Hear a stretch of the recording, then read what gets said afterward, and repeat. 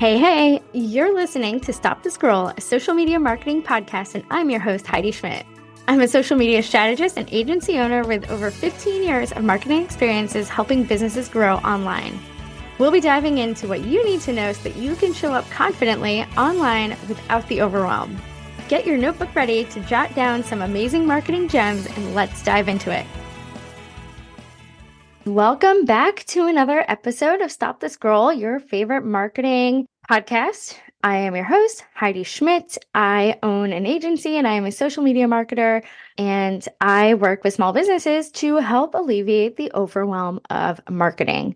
So today I wanted to talk about something because I was at this membership meeting that I am part of a couple weeks ago, and we were talking about visibility. And one of the things that came up was email marketing. And I talk a lot to my clients about the importance of email marketing because ultimately, when it comes down to it, and I've said this before, social media is rented space. We don't own it. We don't control who, when, or how often our audience sees us.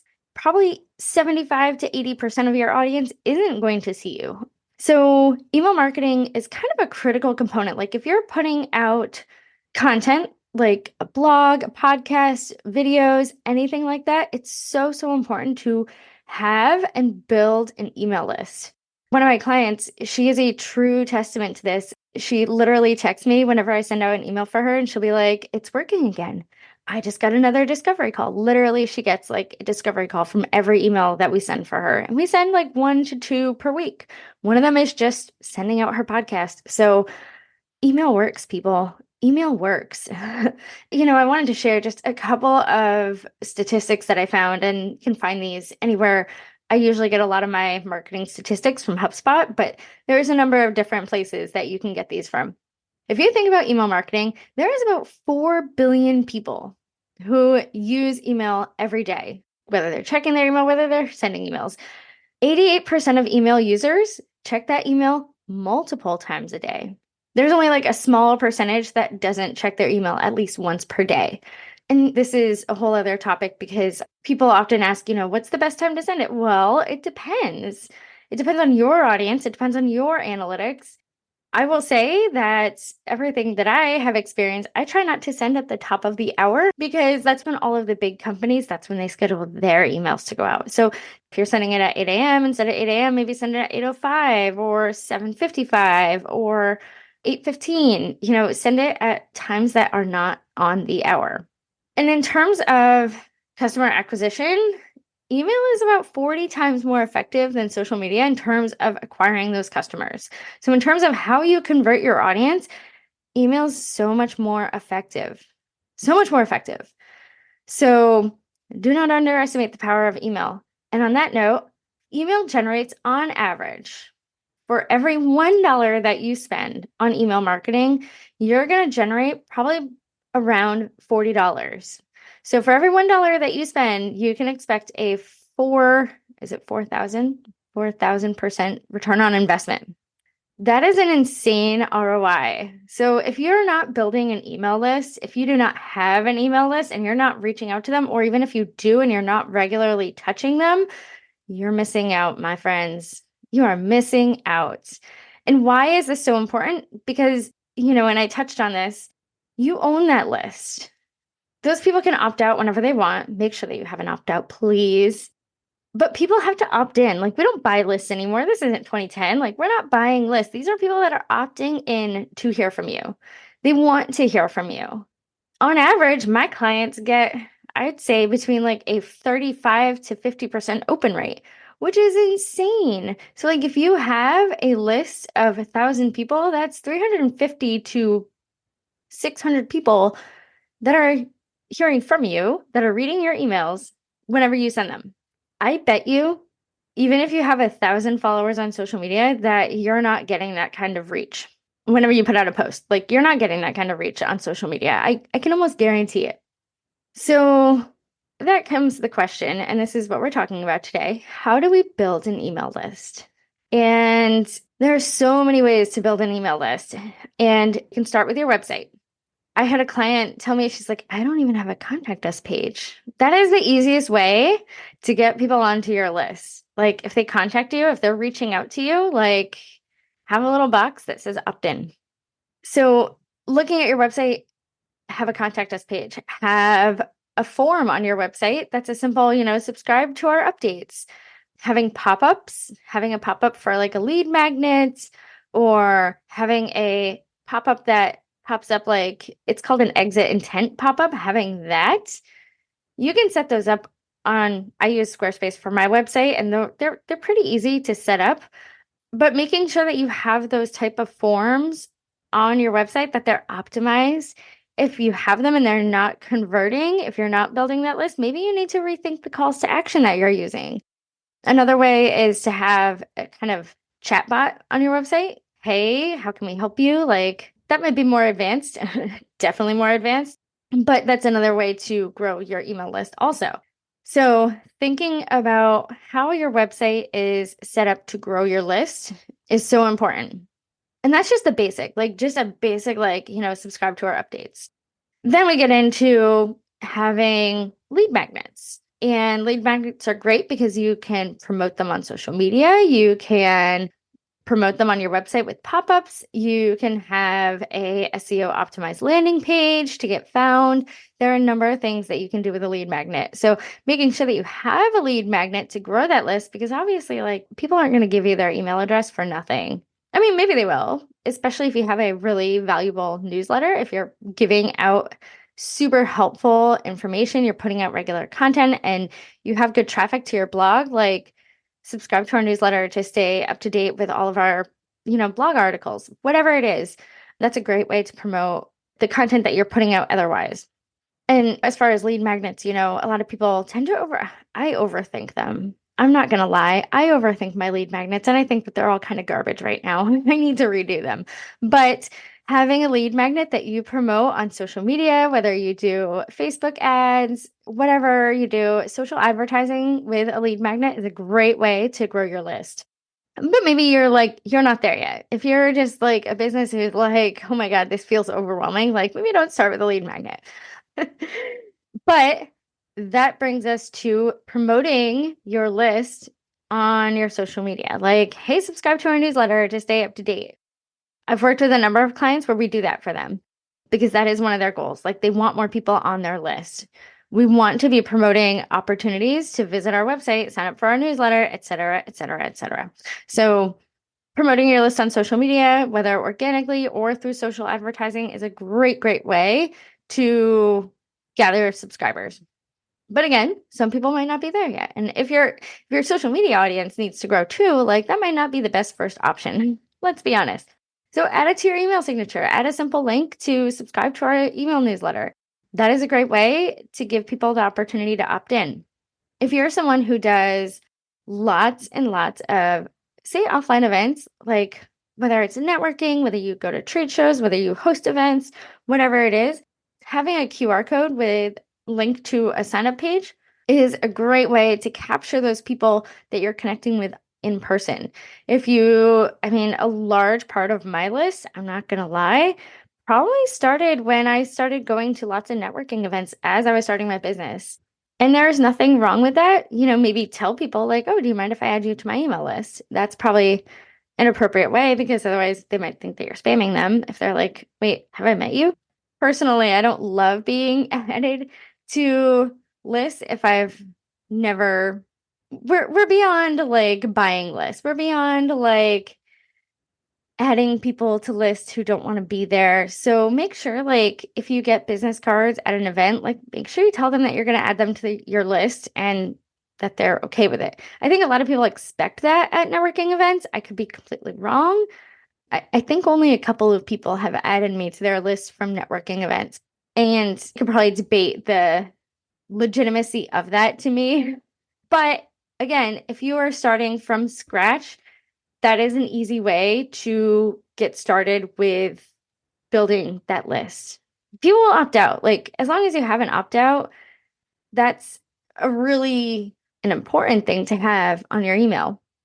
And then finally, like, if you do have that freebie or lead magnet, collaborating with other businesses, especially ones that have the platform for you to like share your information, whether it's guest hosting podcasts or being a guest on YouTube or whatever it is. Like if you have other businesses or service providers that you regularly collaborate with, that's a great opportunity to get that information in front of new audiences, which we all want to get in front of new audiences, not just for to grow our email list, but also to gather new followers on social media. So that's something that should be a part of your strategy anyhow, if that's really important to you. But it doesn't fit into everyone's strategy. So be cognizant about what's on brand for you and what's not. And, like I have a client who does guest on other people's podcasts, and then another client where that would be completely off brand, but they collaborate with lots of other businesses to host events. So what works for collaboration for one might not necessarily work for the other, but it is a great way to grow your audience in terms of emails and social media audiences. So do not underestimate the power of collaboration. So we've talked about some different ways to grow your email list. We've talked about different reasons why we should all have email lists. Where do you want to have an email list? I mean, email marketing, unless you have like thousands and thousands and thousands of emails on your list, it's not that expensive. I use ConvertKit personally for my email, and they also have what's great. It's called the Creator Network. And so basically gives you the opportunity to put out your emails kind of in form of almost like a blog post. And I haven't done that much with the Creator Network, but it's an easy way to recommend other creators' content, like maybe that people that you collaborate with, and be recommended. So when you're recommended to other people's audiences. So I really like ConvertKit for that. And I have gotten, a few subscribers here and there. But again, like I've had my email list for the past 4 years since I've been doing this, because I knew from day one, like this is something that I want to know. I know that's going to be a part of my strategy. It's probably only in like the past year or so that I actually started to play around with the Creator Network on ConvertKit. So go in there, make recommendations, and then you'll find that other people recommend you. And it's also a free and easy way to build your subscribers. So if you're going to pick an email marketing platform, look at all of the different benefits that they have. ConvertKit is one, Flowdesk is another great one. Obviously, there's the old school ones, Constant Contact, MailChimp. So there are a number of different email marketing platforms. Obviously, consider your budget and consider what is best for your goals. Look at the automation opportunities. There's lots of things to consider. And we can do a whole nother episode on all the various email marketing platforms. I've kind of played around with a bunch of them because I have clients who literally, I've used Emma, I've used Kajabi, I've used MailChimp, I've used HubSpot. So I have used many an email marketing tool, and I can do some deep dives into some of my favorite features. So, but I love ConvertKit. There are a lot of people that really like MailChimp because it interacts nicely with QuickBooks. So it's like an all-in-one kind of CRM type thing. There are other Klaviyo, I think, is one that plays nicely with Shopify if you're an e-commerce brand. And then there's Kajabi, which is great if you have a course or you offer some sort of e-learning, that type of stuff. So yeah, there's lots of email marketing platforms out there, and it's really just finding one that you find to be user-friendly, that fits in your budget, and that has the features that are really going to work for your business. Because, someone who doesn't necessarily have an online course probably doesn't need to be on Kajabi. Plus, Kajabi, I think, is a little bit more expensive. So be mindful about what features you really, really want to have in your email marketing platform, especially as you grow, because moving from one to another can be a little bit of a pain in the butt. Just saying. So we've talked a little bit about email marketing today. And like I said, I am a huge fan of email marketing.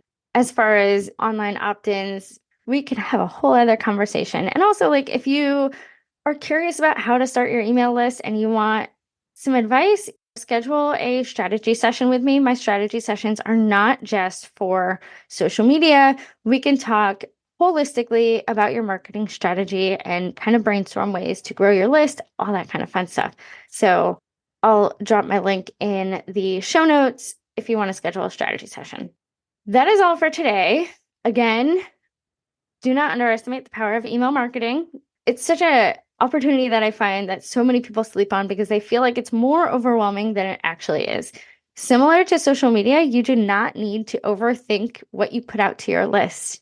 Like just don't. Just send emails. And if you need emails, I'm going to link also to Liz Wilcox email marketing membership, which is like $9 a month. And she sends out weekly templates that you can just customize for your business, your brand, and send out to your list. So that's another great opportunity to just kind of put yourself out there in front of them. Listen, people sign up for our emails because they want to hear from us. Don't underestimate the power of that. I'm going to end by telling a story about a client that I have that I absolutely adore. We had spoken a couple of years ago, and she just wasn't ready to start outsourcing. She was in the early days of her business, and the budget wasn't there yet. That's fine. A lot of times it's not. She stayed on my email list. And, I've always been really busy, and I don't put as much time and effort into marketing myself as I would like to, because I really put a lot of heart and energy into my client work. But I had just let go of a client because I had kind of outgrown them, and they were lovely people. I loved working with them, but I was like, all right, I got to replace this income. So I sent out an email, and I think I sent it out on like a blog post that I had written, like maybe like, I don't even know if it was a new blog post or if it was something that I had written before. And with that email that I sent out to my list, and it was probably like the first email that I'd sent out in a few months, she responded and was like, hey, can we revisit that conversation? We set up a discovery call, and within a week, she had signed a contract with me. And that's the magic of email marketing. You never know who's going to open up that email. You never know if it was someone that maybe you talked to 2, 3 years ago that's still on your list, and maybe they open up every email, maybe they click through, but one of these times they're going to need exactly what you offer. I will tell you, and I've definitely had some reactions like that to social media. People are DMing me like, oh my God, that's exactly me. I am who you are speaking to. Can we set up a call? I will say very rarely do they actually convert into clients for me, because oftentimes their budgets are a little bit lower. But that shows me that what I'm doing between email marketing and social media works. And there are marketing consultants and, social media managers out there that, say they coach other businesses on how to get clients pouring in. And honestly, like, think about your capacity. Like, what is your capacity? If you're a service provider, how much capacity do you have for more clients? And that's something to consider. Everyone should have goals. And this is I'm kind of going off on a tangent here as I'm wrapping up. You have to think about kind of conversion rates and what you actually need for leads versus your conversion rate to actual clients, et cetera, et cetera. But if you don't bring the horse to the water, as I've said in previous episodes, the horse won't drink. So you have to bring the horse to the water. You have to decorate your digital booth. You have to talk about yourself. You have to be relatable. You have to get in front of your audience, whether that's social media, whether that's email marketing. But if you really want to convert them, you have to have an email list. And like I said, if you need a strategy on how to build that list, I am happy to help. Feel free to reach out. A link to my website, a link to my strategy sessions. And I would love to help you because I know the power of email marketing for all of my clients. All of my clients that we do email marketing for have amazing results. And it just goes to show that when you build an audience, especially over email, they're so much more likely to convert. These are people that want to hear from you. So that is all for today. Like, subscribe, leave a review. We're almost 10 episodes in, which is kind of exciting. I've been doing this for, a little over a month now, and I love podcasting. It's kind of fun. So thank you for listening. Connect with me on Instagram and Facebook, all of the ways, and stay tuned for more Stop the Scroll marketing advice from yours truly, Heidi Schmidt. Talk to you later.